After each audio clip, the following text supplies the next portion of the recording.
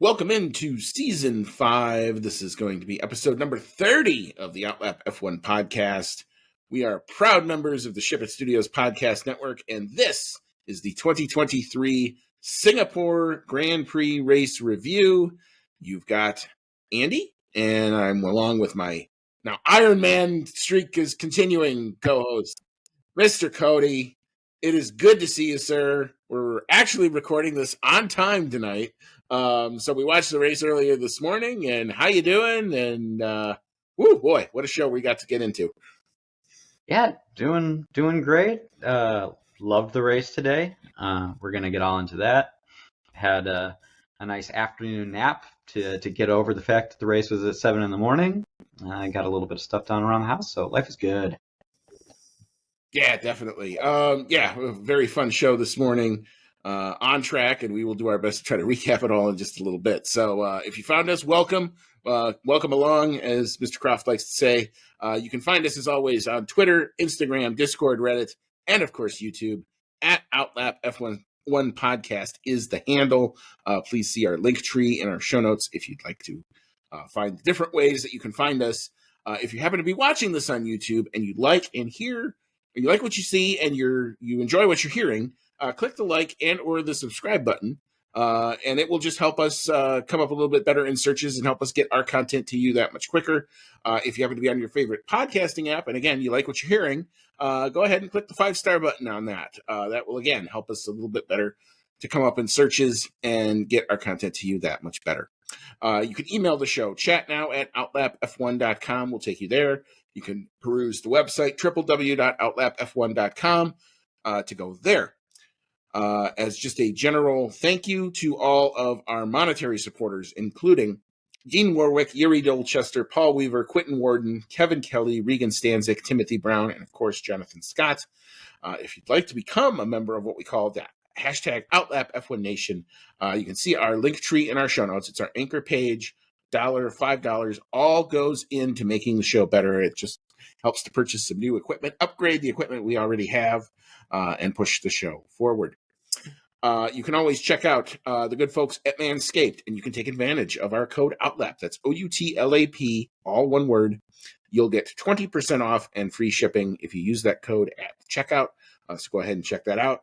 And our buddy Vincenzo Landino, boy, was he a happy guy this morning. I saw some very interesting and cute videos of him with his his first son.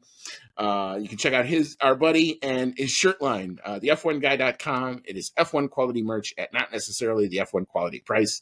He's a big Ferrari guy, so as we're about to tell you, he was a happy camper this morning. Let's put it that way. All right, we will keep you in the dark no longer. Cody, what's your headline of the day? My headline is, what a weird, wacky, one-for-one off. I am sure we're going to be back to our regularly scheduled programming next week of Red Bull domination. However, for this one little glimmer of hope in the 2023 F1 season, we had someone other than a Red Bull win the race, and was it glorious, at least for the last 20 laps. All right, yeah, very good. So my headline of the day is, it's the Singapore Grand Prix that slays the dragon. Oh, wait, that might be more appropriate for next weekend. It slayed Godzilla. Oh, wait, that might still be more appropriate for next weekend. Or it's the curse of the Godzilla lizard. Yes, let's go with that. That's what we're going to go with. The Singapore Grand Prix turns out to be Max Verstappen's and Red Bull's undoing. The streaks that are over. The consecutive win streak for Max Verstappen goes by the board. The consecutive Grand Prix streak for Red Bull goes by the board.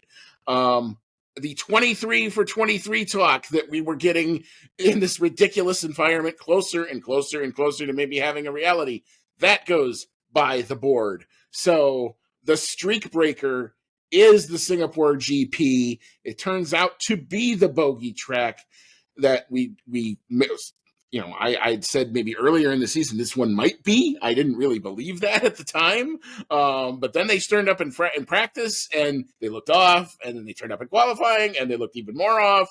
And even though they had some pretty decent race pace at the end of that GP, and look, as bad as a weekend as it's been, Max still comes home in P5. So as bad as it looked, as much as you want to, jump on that a little bit, it really wasn't that bad, other than it wasn't up to the standard of what we saw all year round. Wow. And we're going to get into those last few laps. A lot of drama, a lot of what I like to call 200-mile-an-hour chess going on, some gambits being played by some certain drivers, and some really, really weird moves made by some others during the course of the weekend. All right. So we will get into it, and we'll start with our qualifying recap. Let's see if we get this to work. All right, look at that. First time out of the box. Woohoo! All right, going out in P20. This driver did not participate in Sunday's race due to the crash that he suffered in Q2. Or in Q1, rather. That would be the number 18 of Lance Stroll, and we wish him all the best on his recovery. P19 was Zhao Guanyu. P18 was Logan Sargent. P17, getting caught out by that exact wreck of Lance Stroll, was Oscar Piastri in the McLaren. P16, Valtteri Bottas fails to advance in the other Alfa Romeo. P15 saw Yuki Tsunoda. He did not actually set a Q2 lap time. We'll talk about why in just a little bit. P14 was Alex Albon. P13 was Sergio Perez. Hello, Red Bull not in the top 10. P12, Pierre Gasly in the Alpine. And P11, also not making Q3 for the first time all season. Max Verstappen in the other Red Bull. Yes, I read that correctly. Advancing through to the Q3 shootout and from 10-1 in P10 was Liam Lawson, who knocked out Max Verstappen at the end of Q2. P9, Nico Hulkenberg in the Haas. P8, Esteban Ocon in the Alpine. P7 was at Fernando Alonso in the Aston Martin. P6, probably the star of qualifying, if you ask me, other than maybe the guy who took the pole, Kevin Magnussen in the Haas. P5, Lewis Hamilton in the Mercedes. P4 was Lando Norris in the now heavily tapered upgrade McLaren Mercedes. P3 was Charles Leclerc. P2 was George Russell, who was on it for most of the weekend. And in P1, with a lap time of 1 minute 30. That's right, I said 1 minute 30.984. Carlos Sainz in the Ferrari. The pace was real. Wow, what an interesting qualifying session we had. It kind of reminds you a bit of Monaco, where everybody kind of builds up to it. But Ferrari shining through. Came out early out of the Gangbusters Friday and made it stick on Saturday. Yeah, I think there's definitely a lot of big stories to get into here in qualifying. I think the biggest ones would be, we can probably start with Lance Stroll's crash. So that one was a doozy. He came out of one of the final turns there, coming across to the start line and lost the car going over the curb and nailed the wall with some significant force. That car was destroyed. And obviously Lance Stroll had enough of a shakeup to not participate in Sunday's race. Yeah, you have to wonder if that's almost a combination of one. I'm sure he felt it. I totally believe that is a real and legit excuse, because if you saw that crash, there's no doubt in my mind that was a nasty one. But fortunately, all the safety equipment works as was intended, and he walks away. That being said, the chassis was not in very good shape. It was going to be a huge rebuild, and I'm sure it was a huge relief to the team when Lance kind of comes in and says, hey, look, I'm not feeling it. Let's, what were we possibly going to get out of this race anyway, running at the back? This is the most physically demanding track of the year. If you're not 100% going into it, it's marginal if you get out of it anyway. So after a crash like that, again, I totally see why Lance Stroll would want to sit this one out. Go ahead. I had a tiny voice in my head saying, I wonder if they could get Sebastian Vettel on an overnight to Singapore for a one-race contract. I mean, Sebastian Vettel, Fernando Alonso, same team, decently competitive car, inject that straight into my veins. I would love that. Obviously, it wouldn't work with not having any practice or qualifying, start from the pit lane, it wouldn't be worth it. But it was nice to think about. Yeah, I mean, technically, once qualifying starts, they can't. You can only change the driver because now you're in Park for May. So once Stroll comes out, believe it or not, the car is actually, that's when you're actually officially entered into the race, is when the car breaks the safety car line and comes out and actually, when you watch all that weird stuff about the timing, how it like cycles through and that's actually, there's a process going on behind the scenes. Those are the cars actually being formally entered into the race and the cars being put into Park for May conditions. So once that happens, he was either going to be Lance Stroll or nobody at that point. Had it happened on Friday, you might have been able to see Felipe Drugovich or any number of whatever, if they had contracts with other reserves out there, may have been able to come and fill in. You've seen that happen with people that get hurt on a Friday, like Nico Hulkenberg has come in famously a few times on a Saturday morning, cold, few laps in free practice 3, and then goes out and tries to qualify the car. We've seen that happen before. But that's an incident that happens on a Friday. This is a Saturday incident. It happened right in the middle of qualifying after he had already come out, so there was no choice in the matter for Aston Martin there. And that, unfortunately, I mentioned it earlier, that catches out Oscar Piastri in the McLaren, so that was a bit of a surprising result. You did not expect McLaren to be out in Q1. Again, the big story, no Red Bulls in Q3. I think you had to go back to the 2019 Russian Grand Prix. Don't at me if I don't quite get that right. I know they mentioned it in the broadcast at some point, but it's been a while since we've seen at least since both Red Bulls out of Q3. Just unable, it seems, to fire up the tires. They brought a special floor for this track. They ended up taking it off. It seemed like whatever they threw at the car on this particular track in these particular conditions just did not work.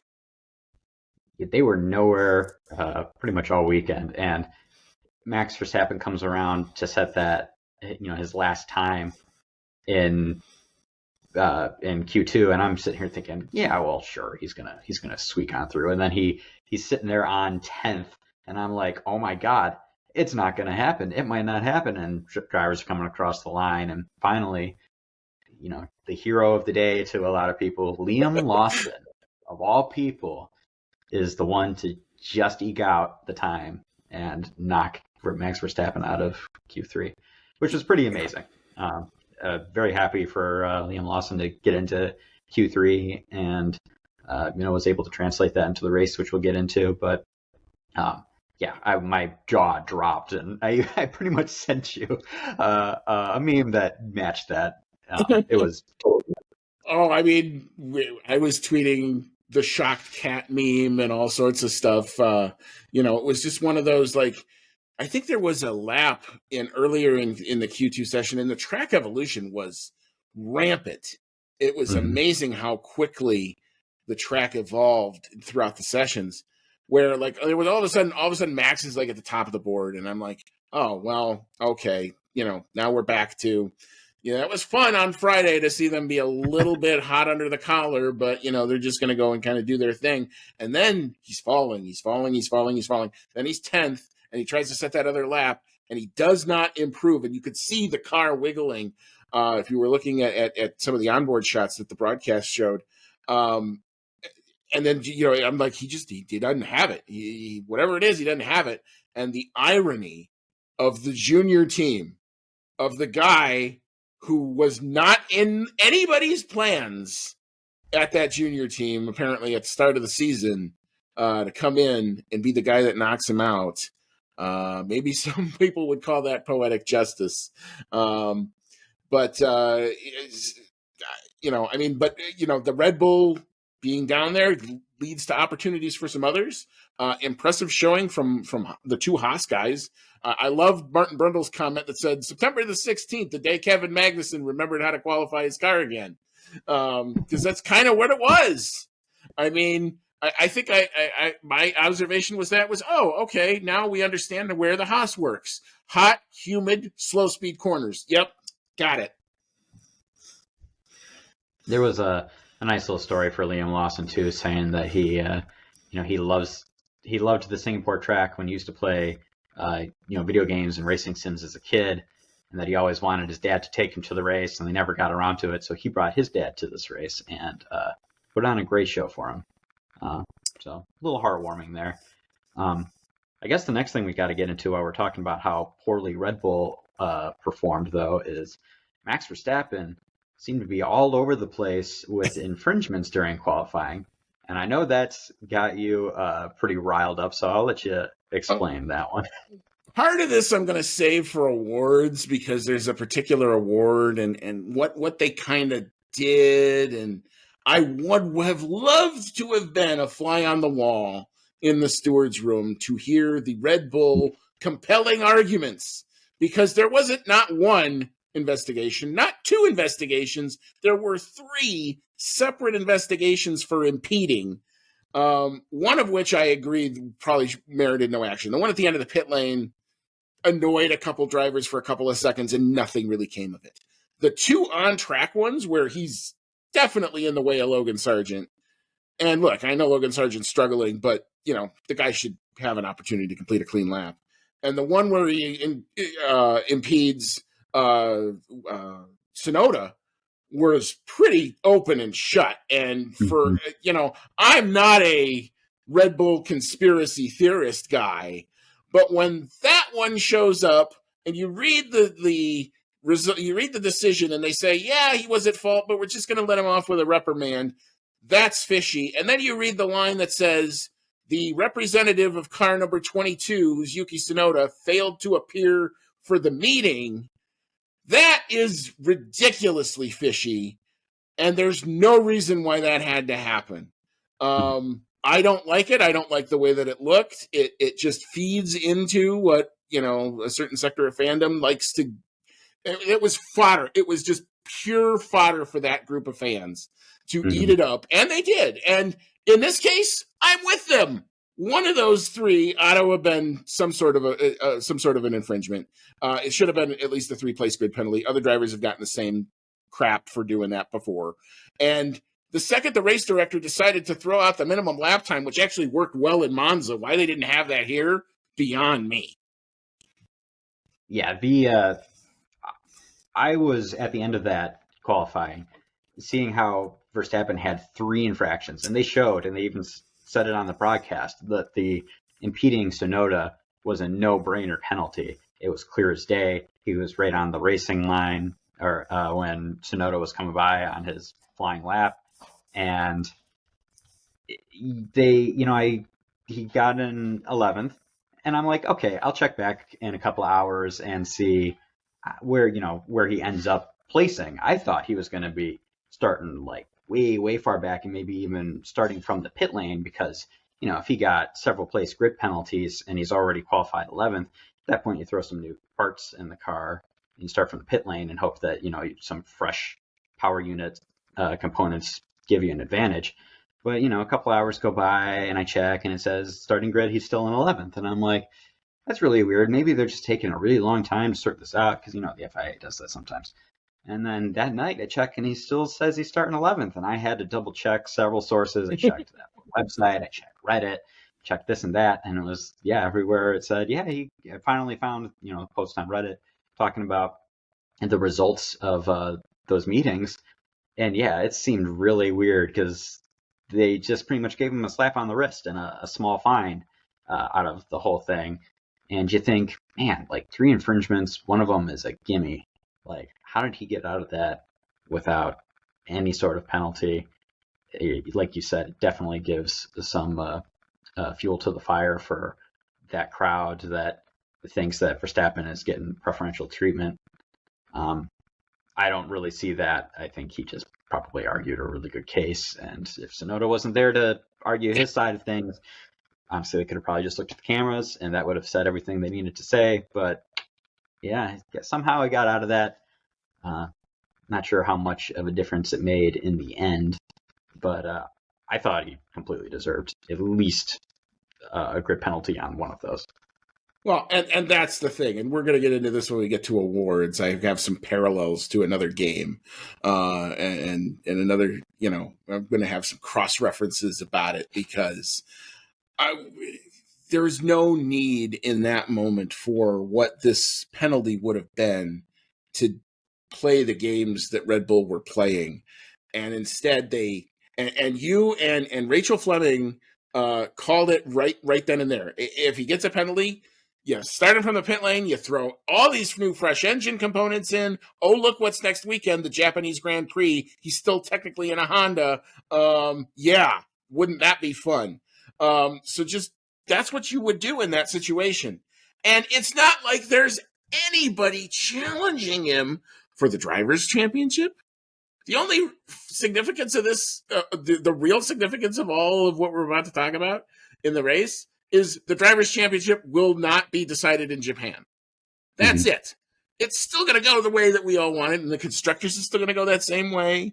So, yeah, I've got some stuff for Red Bull when we get to awards about the game they are playing. But before we leave qualifying, I do have to shout out both Ferrari drivers in a year that, look, we've at some point, several times, we've tried to write these guys off. Couldn't understand why the car wasn't faster. This is 2 weekends in a row on two very different tracks. Like, they came out on Friday, and Ted Kravitz, I love Ted Kravitz. He's one of my favorite characters in Formula One. Literally says at the beginning of the qualifying, we don't believe Ferrari have this. Nobody in the paddock believes Ferrari has this. Well, guess what? They did. And they had the pace, and they figured out whatever the sweet setup was here. They nailed that thing, and good on them for it. Mm-hmm. All right, so we will leave the qualifying there. All right, so we will now flip the page, drop our go lights out, and get into the race itself. There were a number of people who did not finish this race and will be included in our back markers. So starting off, again, not classified, was Yuki Tsunoda in the AlphaTauri, Esteban Ocon in the Alpine, whose engine failure, or however the reason was that he had to stop, created the virtual safety car that basically shifted the race into high gear. Valtteri Bottas in the Alfa Romeo, several offs, but unable to continue. And George Russell, the guy you have to, if you have a soul, you have to feel a little bit for this guy.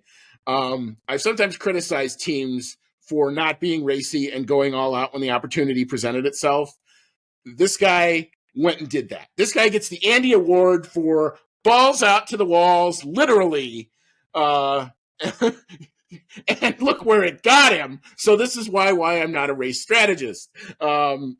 Not classified. He does not finish. Actually, he is classified because on the last lap in P16. Heartbreak for him. P15 was Fernando Alonso, who was just happy that his very, very bad day that just kept getting worse and worse the longer it went on is over. P14 was Logan Sargent, and P13 was Nico Hulkenberg in the Haas. Wow. So let's talk Ocon first, because it was his incident that kicked off, and then we'll probably talk about Russell. So what was your thought on when you saw Ocon stop? One, do you agree with a virtual safety car there, or did you think it should have been a full safety car, given the nature of that track? It's tough to say, because I feel like the difference between a virtual safety car and a full safety car, as far as what you call it, can occasionally be splitting hairs. Sometimes it's obvious and it's going to be a full safety car if like a car has, like what happened with Stroll, where you nail the wall full force, there's debris everywhere, the chassis is right out in the middle of the track. I mean, at that point, you're thinking even maybe red flag. For this one, I could see it I could agree that it was okay being a virtual safety car, because he parked up on the side of the track. It's not like he ran into anything, so there's no debris out on the track. He's parked up right along the side. I don't think he was particularly far away from a spot where they could take it off the track. So given all that, I think virtual safety car was probably fine. It did look a little bizarre, considering they had the full safety car earlier on, which I'm not really sure that I agreed with that one. But again, it's kind of splitting hairs sometimes, because in that incident there was actual debris out on the track, possibly quite a bit of it, and um, you don't know how many marshals are going to have to go out on the track to clean that up and how long it's going to take. So I guess in this instance, I was fine with it being a virtual safety car. I felt pretty bad for Ocon, considering he was pulling off some pretty sweet moves, which he seems to do every once in a while. He gets some really awesome passes, but that Alpine awful reliability that we've seen this year just struck again. Hit a curb and knocked something out because it sounded like his gears wouldn't engage, or they were saying maybe bad clutch on the broadcast, and so a very disappointing end to the day for him. Yeah, I mean, it looked like Alpine was kind of set for, going to be a pretty decent day. They had, the first safety car basically brought the whole field in, but for Max Verstappen and Sergio Perez, and put everybody basically on the hard compound tire. So, there was a massive tire disadvantage for the Red Bulls. They were dropping back. They finally gave it up about maybe 3 or 4 laps before this happened. Had they been able to maybe put it out and maybe pit under the VSC, maybe their result is a little bit different, but that's just kind of how it went. The brakes were not going their way at all this weekend. Let's call it like we see it. So yeah, you're right. I think you do kind of have to feel for Ocon there. Kind of a tough break. He had probably, like I said, had a better day on offer, but that provided opportunity because the top 4 or 5 cars had really kind of broken away. The early part of the race saw not a huge field spread, so everybody was kind of shadow boxing with each other, waiting. Safety car happens, that throws everybody into the pits. And again, now we're back to, we're going to do a second stop. Are we waiting? Are we just running to the end? What are we doing? Not anybody really pushing a lot of pace until the Ocon virtual safety car, which enabled Mercedes, who had an extra set of medium tires for both drivers, to come in, put those new mediums on. Yeah, they gave up about maybe 15 seconds of actual distance, but they made that stuff up in a hurry because they were lapping. When that thing went back to green, it was almost 1.5 seconds to 2 seconds on average. So they come storming back up. Both Mercedes get past Leclerc, and now we're on to the duo of Carlos Sainz and Lando Norris, who are occupying P1 and P2 respectively.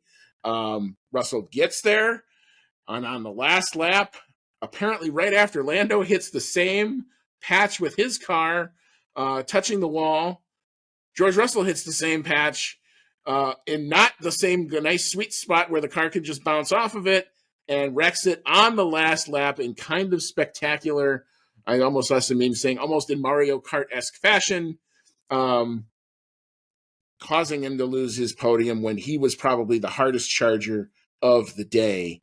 You have to feel for George. He was very upset on the radio, basically called himself a rookie. We've seen this guy beat himself up more than a few times. I can think of the race at Williams where he kind of wrecked himself, the race in the Bahrain outer circuit where he should have and could have easily won that. And they, bad pit stop and a couple bad pieces of luck threw that away too. He was very hard on himself. So you almost wanted to put your hand on his shoulder and go, "It's okay, buddy. There'll be other opportunities." Yeah, it felt terrible for George on that one. And, it was his own mistake. He owns that one, and he knows that. But yeah, it feels terrible because at worst he had P4. It would have been a great result. At worst, could have still had that P3 podium. It didn't look like it was going to be really easy to pass there at the end, but you have that shot where they're looking at the turn, and you got Sainz and Norris coming around, and you just see Russell go straight off in the background. I was like, but I saw it from Lando's onboard. And all of a sudden you just see this wave of spark in the background, and you're like, holy! I literally said, holy fuck, shit! What happened there? And then you watch him just plummet down on the timing screen. Yeah, I mean, you're talking about a millimeter difference and then it's a completely different result. It was amazing how, compared to how quickly they dispatched Leclerc, who was still on the hard tires, versus how they couldn't dispatch, despite the best efforts of both Mercedes drivers, Norris and Sainz. And then the way that Sainz was playing it by doing the gambit of, I'm going to come back and put Lando Norris into the DRS, so it makes it that much harder for George Russell or Lewis Hamilton to pass Lando, was, to me, next level.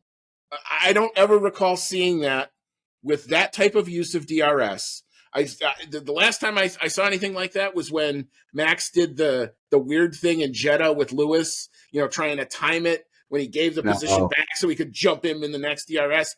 I've never seen anybody try to use it to help a rival, an opponent, catch up but not be able to pass. It's just a perfect storm of weird circumstances, but next level calculation by Carlos Sainz. And for all the Ferrari blunders that we've given them, look at what happened here. Yeah, and I'm sure we'll get into that a little more when we get to the podium, but that little bit of strategic genius was enough to make the Mercedes have to push just a little too hard.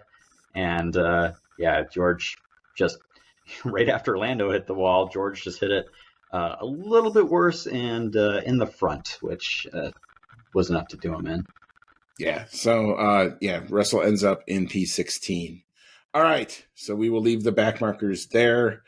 I guess frustrating day overall for Logan Sargent, even though it's a P14. It's probably a little bit better for him, but he seemed way kind of off the pace, and it looks like the heat on that seat continues to get warmer and warmer. But anyway, moving into the midfield, P12 saw Zhao Guanyu. P11 was Alex Albon. P10, points for the Haas boys. Kevin Magnussen brings it home in P10. P9, the other star kind of the weekend, Liam Lawson, the AlphaTauri, takes the qualifying pace and turns it into his first championship points on only his third race. I think this guy's got some talent. What do you think? P8, Sergio Perez. I think he's happy to be out of Singapore. P7, mover of the day, started back in P17 and just kind of got there. I don't really know how else to say it. Oscar Piastri in the McLaren. P6 was Pierre Gasly in the Alpine, so Alpine salvaging something out of the day. P5, the rally falls 4 positions short. Max Verstappen in the Red Bull. And P4, as we mentioned, Charles Leclerc, who probably played the ultimate team gunner game that I haven't seen. Then talk about, again, chess at 200 miles an hour. Charles Leclerc in the Ferrari. Lots to talk about, I think, in the midfield. But Cody, I'll let you have at it. Where do you want to start? There's a lot of good stories here in the midfield. I think we can start with Charles Leclerc, who from very early in the race, Ferrari decided that they were going to put their eggs in the Carlos Sainz basket, and Charles Leclerc was going to be the sacrificial lamb to get him there, because from pretty much right out of the gate, they were saying, hey, we need you to hang back about 3 seconds back from Sainz, just so that you don't use up your tires, but mostly so you can hold up everyone else. And then a little bit later on, they upped that. They're like, yeah, we're going to need you to hang back 5 seconds. I don't think he ever actually hung back that far. He seems to be kind of going against the orders there a little bit. But very clear from early in the race that they were going to be using Carlos Sainz as the lead driver in this race, which, he had pole, he had the lead off the line. I don't really blame them for it. They probably figured, just like a lot of other teams did, that this was their best shot to get what could be their only win of the season. And Ferrari wasn't going to mess around letting their drivers race each other in this one. Yeah, the anti-Monza strategy, basically. And as revealed by Ted Kravitz in his notebook, Charles Leclerc's idea to go to the soft compound tires at the start, which ends up being the thing that, kind of sparked that entire strategy and allowed it to work, because he's able to get into P2 off the line because he had the benefit of those soft tires and did enough management to make him last long enough to get to the safety car, and then, put on the harder tire. Probably deserved a bit better fate. If not for the Mercedes, he probably makes the podium. He would have had a P1 and maybe a P3 finish if not for the Mercedes going off strategy and putting on those medium tires there. So, yeah, I mean, team game engaged. This is Ferrari we're talking about. What weird, strange parallel universe have we crossed into? Is this it, okay? So here's my question: is this the Fred Vasseur effect taking shape, where like they can do that and they accept it and deal with it, or was this just good luck, or did they back themselves into it and somehow got lucky? I think it's a weird one-off alternate universe for Ferrari this weekend where Ferrari made decent strategic calls and they didn't eat up their tires immediately and were able to actually conserve them throughout their stints. I think I'll believe it more if we see less strategic blunders throughout the rest of the season. But this one they seem to have bang on. They had the tire calls right. They had the conservation of the tires right. They must have had a good setup for the car to get that all to work. They were, Carlos Sainz especially, and we'll get into this more too. But their race pace, they were pretty much setting the rest of the field, which is exactly what you want to do in a race like this, where it's all about conserving your tires. They were really right on the whole weekend, right from practice, and so. I don't know if you can really give all the credit to Fred Vasseur for that. I'm feeling, though, that he's having a positive effect on the team, at least, lately. And I'm hoping that this will carry into the rest of the season and next season where we see Ferrari kind of going back to maybe it's more clinical Michael Schumacher days. Fingers crossed. They got a lot of ways to get before I think they get to that point. But this was two consecutive Grand Prix where I thought they, for the most part, handled themselves very, very well. And you just have to I sit back and I look and I go, well, what's different? What's changed? Driver confidence is a big thing.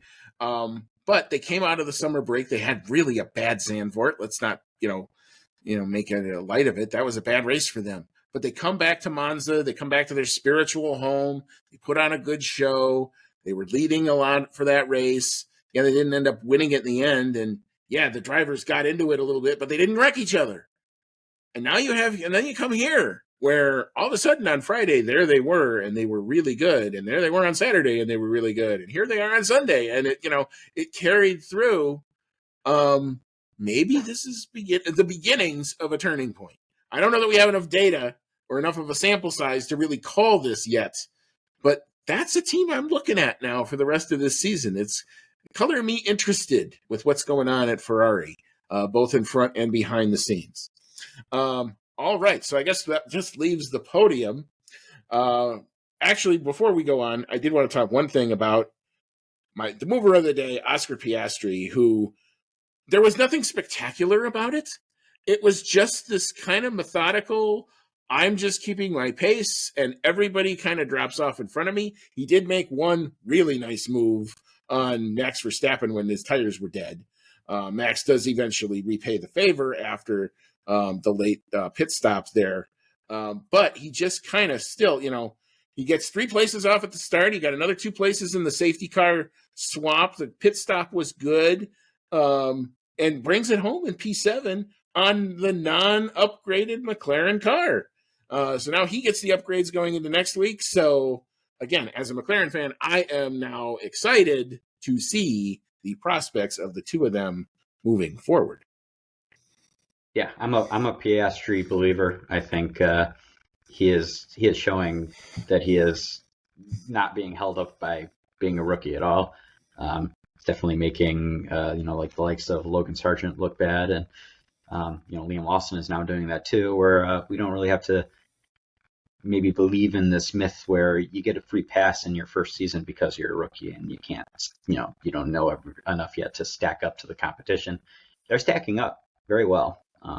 Piastri is going to be very strong in this team. Good competition to Lando Norris, and he's proven it week in and week out. I mean, even though didn't get close to a podium or anything like that this weekend, he made up some serious ground over the course of that race and brought home some good points. Yeah, definitely. All right, so we will now get into the podium finishers. P3 saw Lewis Hamilton. P2, one of my more stressful watches, saw Lando Norris come home in that position. And in P1, it is not a Red Bull. It is not Max Verstappen. It is Carlos Sainz, the smooth operator. Carlando, P1 and P2 respectively, coming home for Ferrari. Cody, I'll let you go first. What was your thought? Man, Carlos Sainz showed this race that he has what it takes to stack up as one of the best, because he managed this race pretty much to perfection, set the pace from the front throughout the whole race to a point where no one was getting around him, but he was doing a great job of conserving the medium tires that he started the stint on. Managed to stay far enough ahead that during the first round of pit stops, which mostly came during that first safety car period, Red Bull's strategy was that they were going to try to leapfrog everyone in front of them during the first round of pit stops, try to get out into clean air, make up enough ground that when they took their pit stops, that they would have made up some significant ground. That didn't end up working out for them, because Max Verstappen only managed to come out of that safety car period in P2. Carlos Sainz had managed things to perfection to still come out in P1, and we saw really quickly that was going to throw a wrench into the Red Bull strategy. I'm not sure that even if Max Verstappen had come out in P1 there, that they would have been home free. But those Red Bulls plummeted like a rock as soon as we got back to green flag racing. And through that whole next stint, Carlos Sainz hanging out in front, managing things very well. But perhaps the best bit of it is what you were talking about before, how at the closing stages of the race, when the Mercedes of Russell and Hamilton finally caught up, how he, in the last few laps, managed to keep Lando Norris in DRS just enough that it was giving him the extra speed he needed to stay in front of the Mercedes, which were the ultimate threat to Sainz's victory, but still stay far enough ahead of Norris that DRS wasn't going to give him enough of an advantage to pass Sainz. And he did that for several laps, and sounded like a badass on the radio too when his team came over the radio and said, "Hey, Lando's in DRS. He's about this far behind you." And Sainz is like, "Yeah, I know. It's on purpose." Stop inventing! Stop inventing! Yes. So he played that masterfully, and I think that he completely deserved this win. He drove the entire race to perfection, and I was very impressed. I've said this on several of our episodes before, how I haven't ever really been a Sainz believer. I've always felt that he wasn't as strong as Leclerc at Ferrari, but especially over these last few races, he's proven me wrong. He is currently the stronger Ferrari driver. Yeah, I mean, coming into form at exactly the right time, in order to kind of capitalize on the opportunities when they've come. Yeah, I mean, the ultimate lap is 3 laps from the finish. And this was the lap where Russell gets right on the gearbox of Norris and makes a move right before the turn 17, 18, 19, right before they go to the main straight.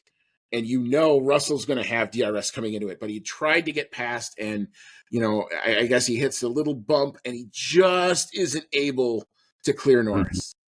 And at that point, Sainz is like 1.2, 1.5 in front, and it almost felt like the only way I could describe it was like, oh my God, you don't want to be that out in front. And the only other time I've ever said that with respect to a race is in NASCAR when they're doing restrictor plate racing at the end of the race, where if you happen to get a run and you lead out, that train is a coming and it's just going to swallow you up. And that's what I thought was about to happen. I just went, well, P2 was fun. It's going to be P4 for Lando. And watch what happens when Russell reels in Sainz, and then Sainz deftly, astutely drops back just enough to make it like 0.8 of a second in the first sector, and slowed down just enough to let Lando get, because we mentioned this in the preview, there were 3 different DRS zones here. Could have been a 4th one with the reprofiling. I mean, there may be one next year. It'd be interesting to see if they do that. But just enough to where Lando could have it. And that is 200 miles. The racecraft in that moment is a masterclass. I don't know what else you call it. I really don't. It blew me away. I've never seen that. I've never seen it executed to where it worked. I've seen maybe people try it and then it blows up in their face. But no, this worked, and he fully deserved victory from it. The driver, clearly the best guy on that grid all weekend, Carlos Sainz. Smooth operator indeed. Wow. What a show. All right. We've said a lot. So we are going to take a break. We are going to pay a bill or two. We are going to reset, re-rack. We will come back. We will tell you where all this affects the standings. Then we'll open it up to your opinions on this amazing show, the fan email segment. We'll talk a little bit about awards. We'll talk about predictions. I think both of ours, according to the very first practice session, our lap times went bye-bye. Oh, they were so bad. I was like watching that first qualifying. I was like, is that a 4 or a 3 that I put in the predictions? Oof. Yeah. No, it was a 9. It's like, I think we just hit the wrong key on the buttons on the keypad, but maybe that's the excuse. That's what we'll go with. But anyway, we'll recap all that. So come on back. We'll get into all that in just a little bit. All right, welcome back in. This is season 5, episode number 30 of the Outlap F1 podcast. We're part of the Ship It Studios podcast network, and we just got talking about probably the race of the year to date, 2023 Singapore Grand Prix. So we've just kind of taken our takes on what we saw today, and now we're going to check out where all the points fall out. Cody, your time to shine on the drivers, and I will handle the teams. All right. Despite the fact that he finished in a lowly P5, that's not really going to change much to Max Verstappen's championship hopes, because he is still in first place, driving for Red Bull, way, way out in front still with 374 points. In second place, his teammate Sergio Perez, not quite out in front as far as Verstappen, but still with a pretty good gap to close on him. He is at 223 points. Lewis Hamilton picking up good points today with that third place. He is in third place in the points, driving for Mercedes with 180, while Fernando Alonso dropped back to fourth place, driving for Aston Martin with 170. Fifth place, making up the best points this weekend, Carlos Sainz for Ferrari with 142, and just behind him in sixth place, Charles Leclerc, his teammate, driving for Ferrari with 123. George Russell had a great opportunity to get great points this weekend. Unfortunately, it all went out the window at the very end, but he's still sitting in seventh place with a respectable 109 points. Lando Norris getting good points with the P2. He is catching up, so George Russell, honestly, he's within a shout now. He has 97 points. Lance Stroll, despite not partaking in the weekend, still sits in ninth place with 47 points. And in 10th place, Pierre Gasly, now only 2 points behind Stroll with 45, driving for Alpine. Yeah, that P9, 10, 11, 12 is actually quite spicy amongst the drivers. I think there's only like maybe 3 or 4 points in it between all of them. So we may still see all of that change. Interesting. Lando comes up to only 12 points shy of George Russell. If he can continue to score, and if Russell continues to have difficulty, or he crashes out of another couple of races, that position could flip. Didn't ever think we would ever say that at the beginning of the season. So, there you go. All right. With respect to the teams, it is still Red Bull Racing Powertrain, still kind of in a league of their own, 597 points. Here's the weird stat of the weekend. Yeah, Max only comes home in P5, but actually increases his championship lead over Sergio Perez because he outscored him. Right. Yes, he does. P2, Mercedes, they check in 289 points. P3, solidifying, I think that for them, at least right now, is Ferrari, 265 points. P4, Aston Martin, they remain on 217 points. P5, McLaren, Mercedes, they are up to 139 points. P6 is Alpine, they check in with 81 points. P7, Williams, no points today, but they remain on 21 points. P8, Haas Ferrari, they get a point today, so they move up to 12 points. P9, Alfa Romeo, they remain on 10 points. So big point for Haas there for P8. That's significant. And P10, AlphaTauri, because of Liam Lawson, scoring now up to 5 points on the year. Mm-hmm. All right. I never thought it could happen, and I'm still not sure it could happen, but with McLaren's recent form and Aston Martin's drop in form, it makes you almost think that McLaren could take that fourth place in the constructors before the season's over. They need, I think, 3 more outcomes just like this, where they're... It could happen. There's enough races left, and Aston Martin is slipping. That's true. I mean, I'm always the eternal hopeful, and I was doing the math today, and I was like, it's under 100 points now. It's 78. Look at that. That's a chunk.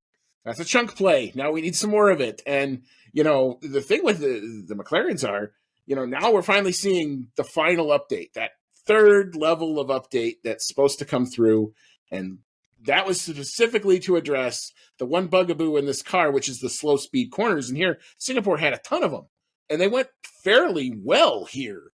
So on a track that normally in a previous spec would have not gone well for them at all. This was hot, muggy, sticky conditions and slow speed corners. Bahrain all over again.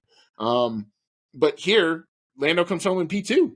So, excited for tracks that I know will suit them better. We're going to see one next week. Suzuka, I think, will suit them very well. And if they can get on top of the upgrades and do all the correlation work that they're going to have to do now on the Piastri side, they did it on the Lando side this week. We'll have to see what can happen. So you never know. One more, bogey track for Red Bull, and maybe we're talking about a McLaren victory here. But still a little ways to go. But good showing for them this weekend for sure. Mm-hmm. All right. Enough of our takes on the weekend. We now will turn it over to have your say on what you saw this weekend, the fan email segment. Cody, it is your time to shine with this. So here we go. All right. Our first fan email, as usual, a frequent emailer. Thank you again, Rachel Fleming. And she says, Thanos is defeated. What a race. Brilliant action towards the end, and there was tension throughout because you didn't know how it was going to play out. Carlos deserves it, especially with how well he's been driving recently. But the old guard of Fernando and Sergio had a shocker. How many mistakes did they both make? Both were very poor in the race, and their teams did them no favors. And finally, what a result for Liam Lawson. If this was his final race of the season, he goes out on such a high. This will make Yuki and Danny Rick very worried indeed. Now normal service will resume in Japan. I definitely agree with that last point. I think that they're going to go right back to Red Bull domination next week and probably for the rest of the season. But like I said, for one little blip, we had it go just right. Well, and, everybody wants to point to this was the first race with Technical Directive 45, and, oh, my God, that means that Red Bull were cheating all along, and now they've been caught. According to everybody who's been talked to about this that's an expert, that Technical Directive had nothing to do with Red Bull being off here. I think this was just the bogey track in their setup. Look, what I love about Formula One is in order to go 23 for 23, you have to be so good in so many different environments. And that's why I kept saying how ludicrous that it was getting that this was even becoming a conversation. But this is why, because you can't set up your car perfectly for every track. And at least tells me that they're human beings still running Red Bull and not the stockfish machines that sometimes we accuse them of being. But yeah. But anyway, to Rachel's point, I mean, she was on it from the beginning all weekend. Great comments. We appreciate all of them. We love interacting with you. So yeah, I can't agree with it. We pretty much agree with everything. I mean, the thing we didn't talk about with Fernando and in the start of his very bad day was the pit stop. He tried to take advantage, a la Mercedes, of that virtual safety car. They tried to put him on a set of used softs, and it was a 25-second pit stop. That's like, when we laugh at Ferrari, it's kind of that's what we laugh at type of pit stop. So yeah, not a good day for the Aston Martin folks. And yeah, Sergio Perez, his bad weekend kind of continued. He was the one running afoul of all the post race investigations, but somehow again, even though they gave him, I think he gave the penalty, but I don't think it mattered. So he does keep P8 on the day. And like I said, I think the best thing for him is he's just happy to be out of Singapore. Mm-hmm. Yeah, that Fernando pit stop, I guess it looked like they had to redesign their jack to accommodate some new bodywork that they had at the rear of the car. And maybe there's some kind of issue there, because it looked like the car slipped off the jack before the tire change was complete, and they had to get the car back up on that jack, and that cost them so much time. And Aston Martin cars weren't performing very well this weekend to begin with, so that just made it go from bad to worse. Yep. Interesting that the conspiracy theory was that the Aston Martins were copying the Red Bulls, and here Red Bull doesn't go well, and now Aston Martin doesn't go well. Interesting. Mm-hmm. That's all I'll say on that. Our next email comes from another frequent contributor to our show, The Formula. And they say, that was awesome. This is what happens when Ferrari only halfway screws up, as opposed to having a full-blown weekly implosion.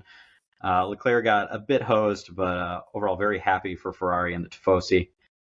Really tough to see K-Mag come home with P10 after having such a strong qualifying. I really hope Haas figures out how to compete at the top in the next couple of years. Probably been saying that forever since they started. Even with Logan in the sport, USA is not getting a big enough share of the F1 limelight yet.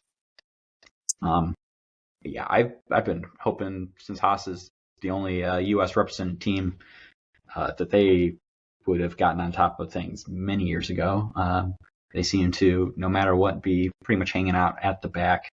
And it's kind of like every year you're kind of like, maybe this is the year, and they come out screaming in the first couple races, and then it all goes to shit from there. Well, and part of it is, for so many years, they've been operating on really, really a shoestring budget. And to them, spending up to the cost cap is their challenge. Can they actually spend up to where the cost cap is? Now they're able to do that. And I think they did announce that, believe it or not, for the Austin race, they're bringing a set of upgrade packages through, which means that they're pivoting to a new and maybe interesting, innovative concept that's going to try to set them up for 2024. So usually by the time they get to Austin, these upgrades have been done, dusted, and everybody's just kind of playing with what they have. You don't see a whole lot of correlation work going on when they come to Austin, but we're going to see it with Haas. Supposedly a very significant upgrade package. They mentioned it on the broadcast a number of times throughout the course of the weekend. So we will have to kind of wait and see if that solves the race pace problem. We all know what the problem is. They can qualify. They can sometimes qualify pretty well. But that thing it lights up its tires, which makes it a great qualifying car, but it also eats its tires, which means by the end of the race, they're dead in the water. Mm-hmm. As far as the comment about Ferrari only halfway screwing up, I think I'm going to probably disagree a little bit with that one this week, because I'm guessing that's in reference to the Leclerc being kind of hosed. But I don't think that was a Ferrari screw up. I think that was the Ferrari plan was to hose Leclerc a little bit for the sake of securing that Sainz victory. And like you had said earlier on, Leclerc could have still been on for a podium had it not been for that second round of pit stops from the virtual safety car. So more a little bit of bad luck for him specifically out of the weekend, but I think Ferrari pretty much had everything go their way this time. Yeah, the second they opted, or whoever's idea it was, and I was told, or I've heard that it was Leclerc's, to put him on the soft tire early was pretty much, he was sacrificing the win. There's no way you're going to be able to make a set of soft tires in those conditions, no matter how well you try to manage them, go as long as a set of medium tires. It's just not going to happen. It's the softness of the soft compounds. It's not designed to. Had they pulled it off, I would have said, whatever the heck Ferrari is doing with their tires, the FIA better start freaking looking at it, because something's not right about that right there. But yeah, that was strategic. That was intended. That was planned. He was always going to be the rear gunner. The difference is we have not ever seen Ferrari for a very long time be unified in the theory of, well, this is our best shot for a win, and we're going to do everything that's necessary to actually see it through from beginning, middle to end. So whatever rivalry may be going on within the Ferrari garage between Leclerc and Sainz, if there even is one, either the order came down from on high to stow it for this weekend, or they just decided to. But whatever the reason was, Leclerc's fate was an intended fate. Let's be real about what that was. That was not a throwaway. That was intentional. Mm-hmm. Our next fan email comes from another frequent contributor to the show. Thank you, Dave Doherty. And he says, that was a fantastic race. At last we have a race that doesn't have the usual Red Bull dominance. And some interesting stuff. Well done to Ferrari. That win was needed. It was definitely needed. It was not the team that I thought was going to be the Red Bull toppler. I thought that was going to go to Mercedes or McLaren, honestly. But very happy to see them have an on weekend. I'm not sure, with the hat I'm wearing, I'm not really sure I feel great about Red Bull totally binning it this weekend. I am still a fan. And I am one of the people that was rooting for Max Verstappen's win streak to go on for a lot longer. I did think that this was going to be potentially the race that would do him in. I figured if he got through this race with the win, that it probably would have continued on until Brazil, which also seems to be a race that Red Bull has struggled at a little bit lately. Singapore in particular seems to be kind of an Achilles heel for Max Verstappen. It's one of the few races on the current calendar that he hasn't won a race at. It went to Sergio Perez last year, but neither one of them was really ever going to be competitive in this particular race. So, yeah, nice to see things get switched up a little bit. Instead of it being a season that breaks all the records, it's only going to be a season where they break most of the records. I think that's going to be good enough for me. Yeah, I mean, I don't think you've got a whole lot to complain about. But I mean, what was I going to say? The stat. You want to talk about an interesting stat, and I saw this as a meme, and social media is what it is. People like to jump on people when they're down. You don't go there to make yourself feel better when your team has a bad day. Mm-hmm. But Max Verstappen in his career has led 3 laps across the Singapore Grand Prix in his career. Antonio Giovinazzi has led 4. That is a bit of an out there one. So I'm applaud whoever goes and finds these crazy stats. Well, Virtual Statman Sean Kelly's a great resource, and sometimes just people making memes up. But saw that one and I was like, I guess that's real. That's right. They did have a Sauber leading in Singapore for 3 or 4 laps, and there it was. I wonder if in Max's quest to collect them all, that is to say, collect a P1 trophy from every track, I gotta wonder if he's going to go back to the racing sim and just play Singapore like over and over and over and over again, leading up to next year's race. Yeah, it could be one of those like next year he's up by 50 seconds and there's no tire management for us. We've solved it. We just, we took Adrian Newey, we took him off the main project because we figured he'd done enough there. And we just had him work on this. That's what he's going to do. Yeah, just Singapore. Just figure that out. Yikes. Anyway, next email from a guy who interacts with us a lot. Doesn't really say a whole lot all necessarily to us, but Wes Polar. I like this comment. Lawson needs to keep his seat for the rest of the season. I have a theory about, it's spicy. I have a theory about what we may end up seeing. I don't know if it'll be this season.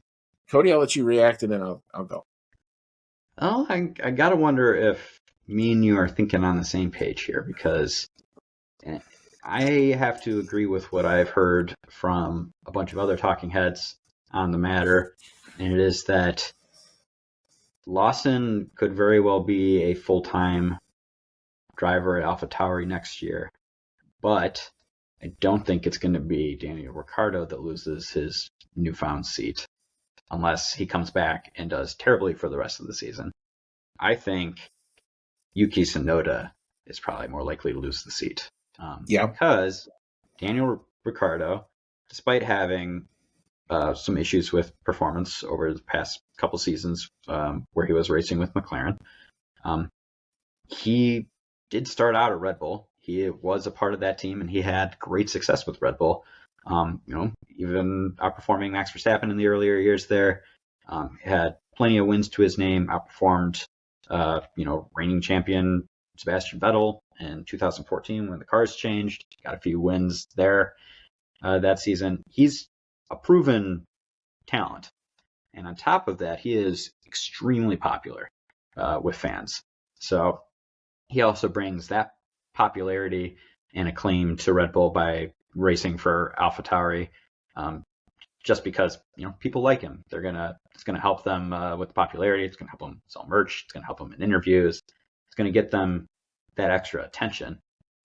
Yuki Tsunoda has had a bunch of seasons to prove himself, and to be fair, he is performing much better this season than he has over the past years. But I just don't think he's shown enough in that time with AlphaTauri to really ever warrant moving up to the Red Bull seat, which has got to be what they're thinking about. Perez isn't going to race there forever. He's getting up there in years. Who knows if he wants to keep racing, by the time this next contract is up, which is not a very long contract. And they got to be looking for that next driver. And I don't think it's going to be Yuki Tsunoda. And I think they got to probably see the writing on the wall at some point that they need to try something else. Yeah. There goes my theory because I'm with you.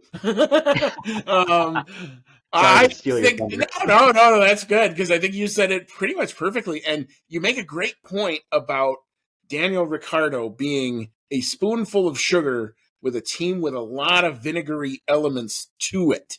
I think that is a great point and something that he's able to bring to the table that not anybody in the Red Bull camp, whether it's a young driver, whether it's Yuki Tsunoda, or whether it was whoever else you want to put there, can't bring that element in to Red Bull like Daniel Ricciardo can. And it's a team that I think is going to need that, particularly given how they've kind of acted over the course of the last few weeks, how they've acted over the course of the last couple of years. There's a lot of elements that are kind of hard to like. And Danny Rick is not part of that. He is, the fans have done a great job of kind of setting him apart from the rest of that while still being an integral part of that team. So, yeah, that's a great point about what you said about that. I do. Go ahead.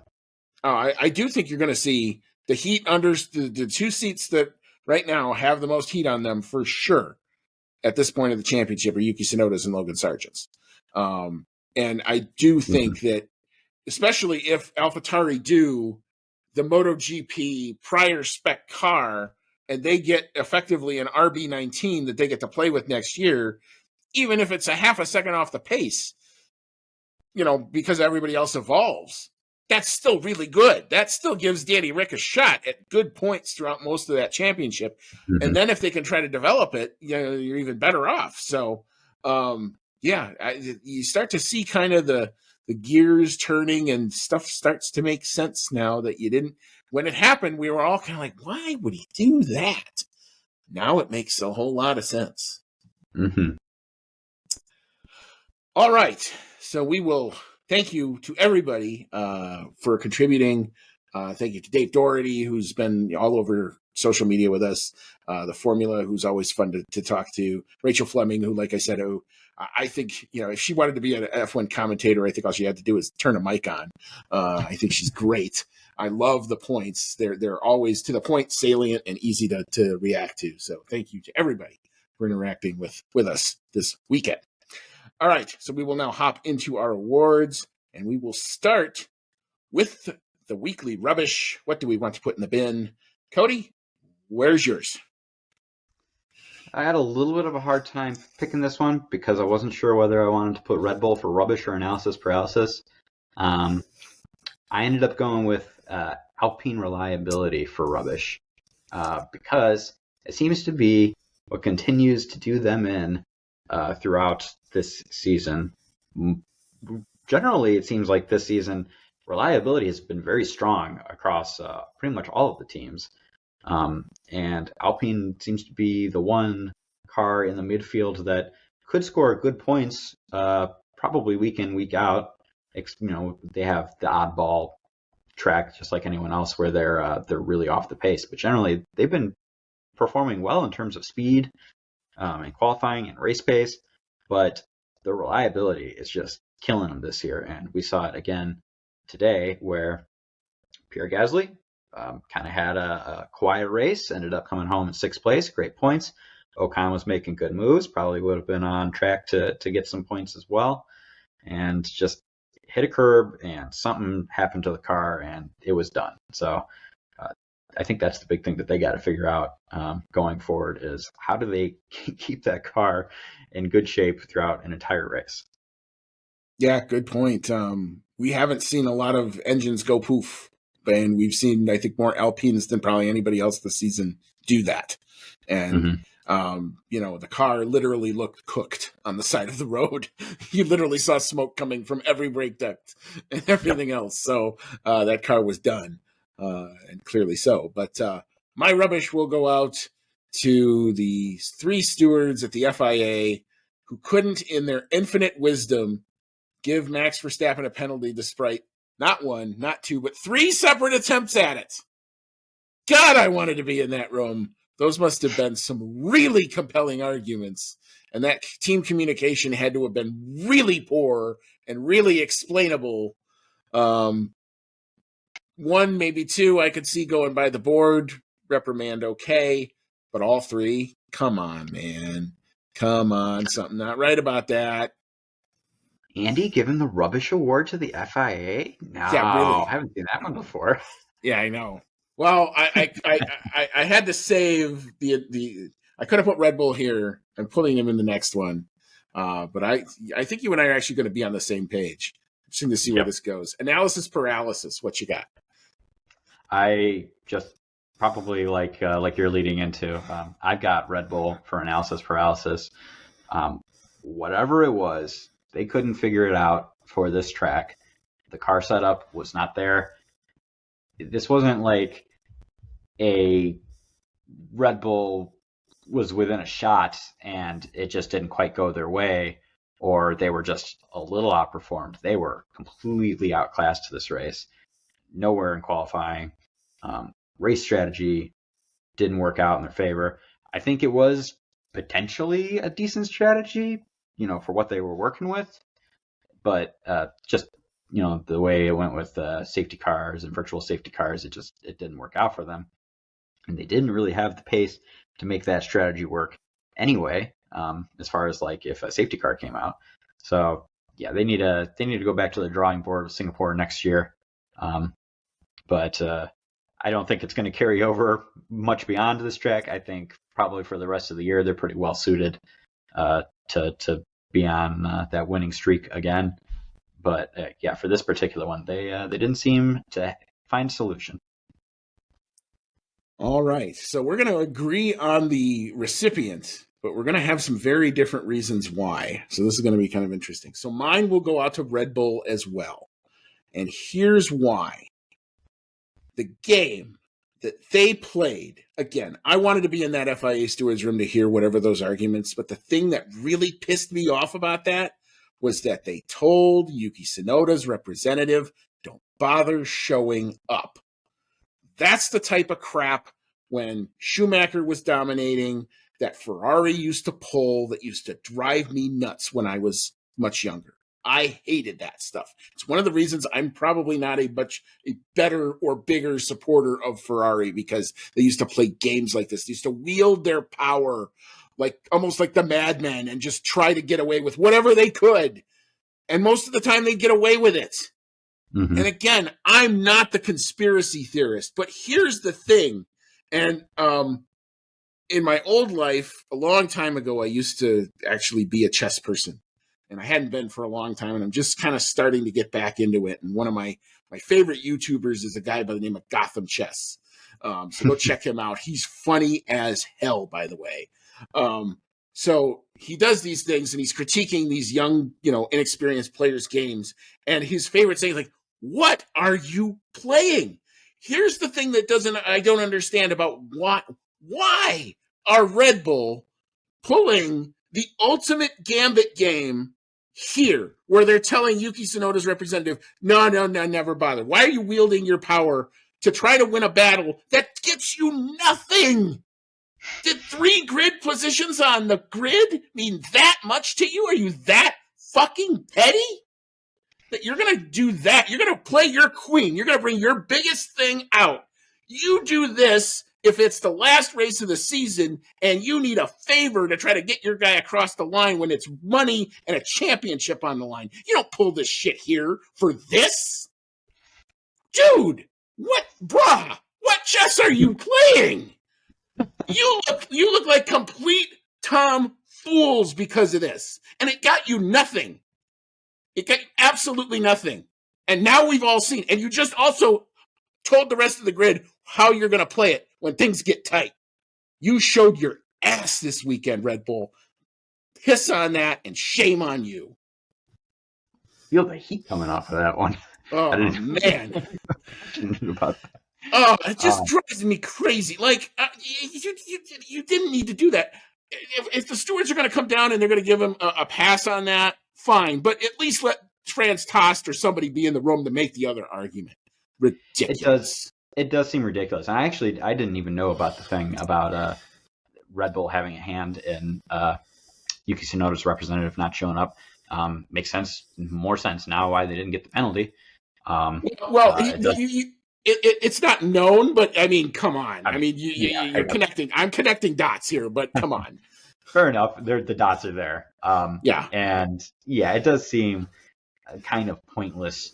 If they're playing games like that, it seems pointless at this time because look, you're having a bad weekend. It's probably not going to go your way. You already won all the other fucking races this year. Exactly. So it's not going to make a big difference. He gets the penalty, let it happen, and tell him to, maybe don't impede other drivers next time. I don't know. Concept. What a concept. Wow.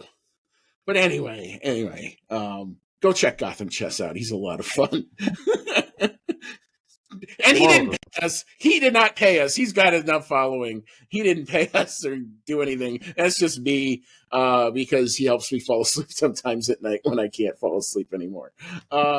Anyway, we'll move on to the Dark Horse of the Day. Let's talk about something more fun. The Dark Horse Award. So, Cody, who was your surprise to the good on the day? Liam Lawson, for sure.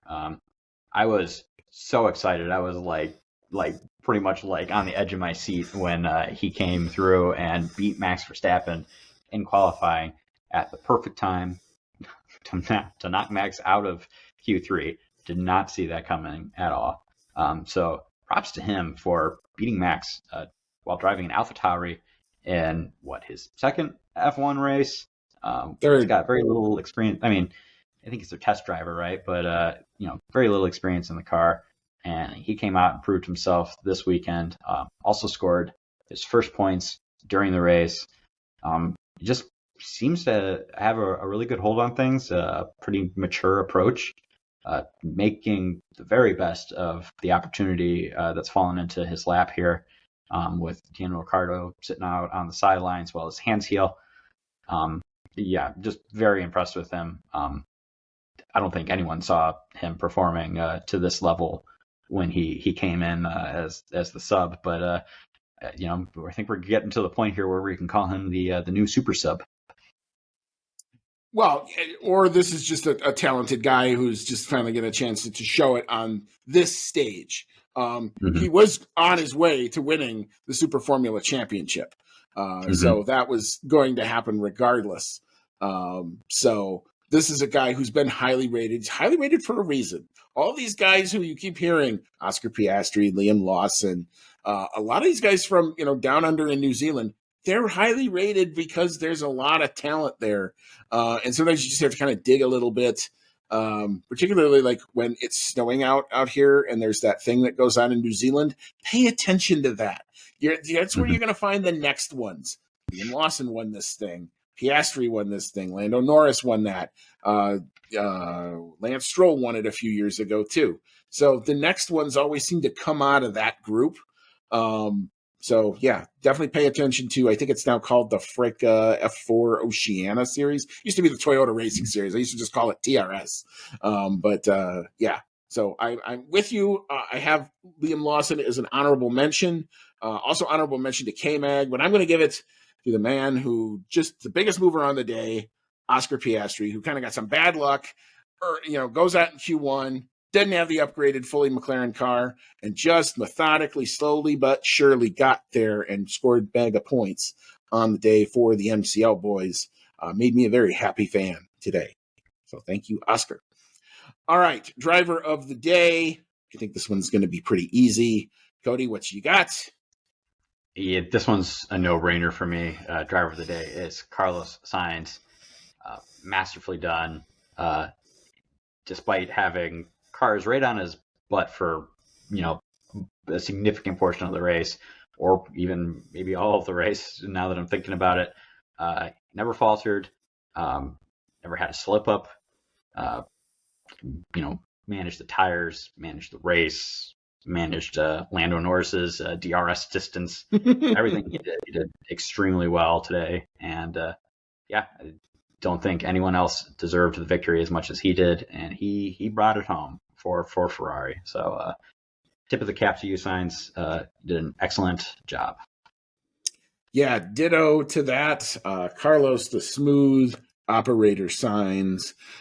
This was the guy, when he was with McLaren, I always thought he could be this. It was very much untapped potential even when he was with McLaren.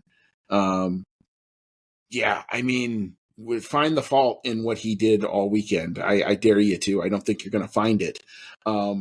His first win was kind of lots of fumbling and kind of got it handed to him.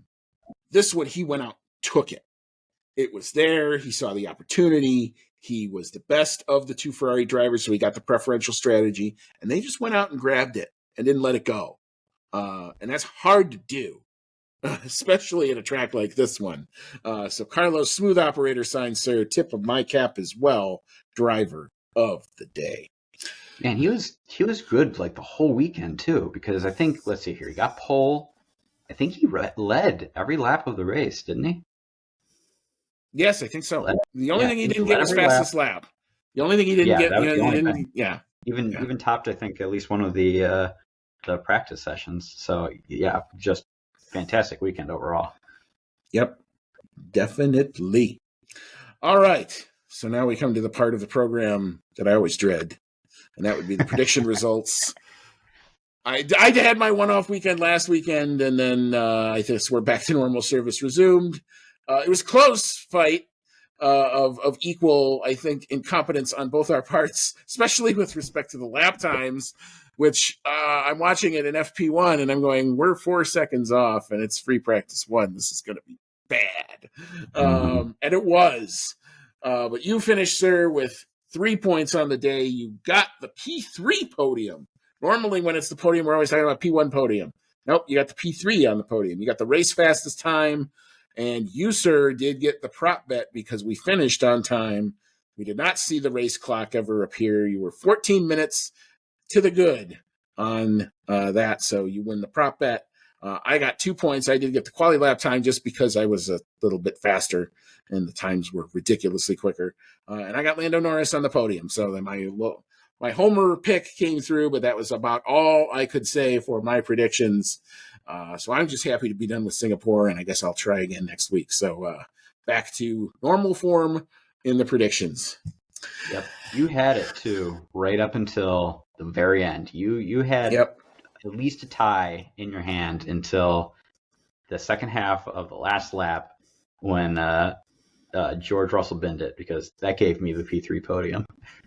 It just got it by that much. Yeah, well, congrats, sir, and well played. And yes, as always. All right, so I guess that's the end of what we wanted to talk about.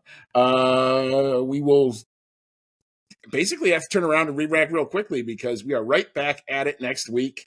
I'm calling it. We're going to Cody's now second homeland, considering he spent about that much time there. We're going to the land of the rising sun, at least in terms of F1. That's where they're going. We're going to the Japanese Grand Prix. That is up next. If you liked this race being early, it's the opposite problem. You have to either stay up late or power nap to try to figure out how to watch this next one live. So I'm going to have to figure out exactly what my strategy is. But it will be interesting because Thursday evening will be prime time practice. I think there's practice at like 7, 8 o'clock at night is usually kind of how that goes. The first practice is always usually right in the middle of prime time. So if you want to get a chance to watch some practices you don't necessarily always get a chance to do, I know FP1 is kind of early for us in the U.S. You may get a chance to do that this upcoming weekend. So we will be back.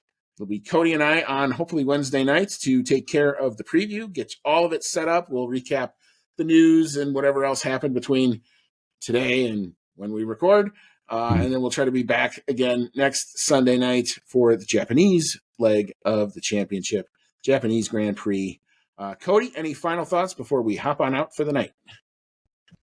Just that I thought that the Singapore Grand Prix really delivered on the excitement factor this year.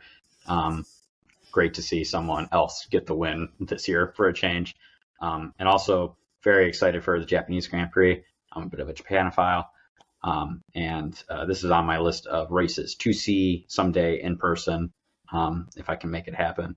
I think the Suzuka track is really cool, really fast. Looks like it's really fun to go around as a driver, even if maybe it doesn't always produce the most exciting races. But yeah, this one's one of my favorites, and looking forward very much to trying to stay up late instead of trying to get up really early, because it works out better for me. Yeah, agreed. Well, I don't know. Sometimes the early ones just suit me a little bit better, but I will come up with a plan where there may be a power napping or two in order to make the sessions, but I will do my darndest to do that. Yeah, we'll be back next weekend. So for Cody, for everybody connected to the show, it's always fun to do. I'm glad we had a fun race. I'm glad we had the race strategy. It was so much fun to get into all this tonight. So we will be back on Wednesday. We will re-rack. We'll do it again. And as always, folks, take care, and may all your laps be fast.